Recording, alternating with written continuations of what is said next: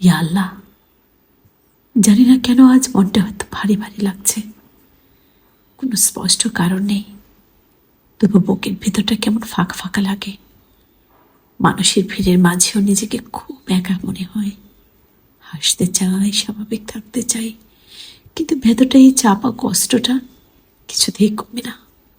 হে রব, তুমি তো অন্তরের গোপন কথাও জানো, নাম ভোলা কান্নাও শোনো। আমি কাউকে বোঝাতে পারি না কেন খারাপ লাগে, কিন্তু তুমি তো বোঝো। এই অকারণ বিষণ্ণতা, এই অজানা ভারটা একটু হালকা করে দাও না। আমার মনকে শান্তি দাও, বুকের ভেতরটা নরম করে দাও, এমন এক প্রশান্তি দাও যাতে তোমাকে ডাকলেই সব কষ্ট দূর হয়ে যায়। আমি ভালো থাকার পথ জানি না আল্লাহ, তুমি নিজে আমার হাতটা ধরে রাখো প্লিজ।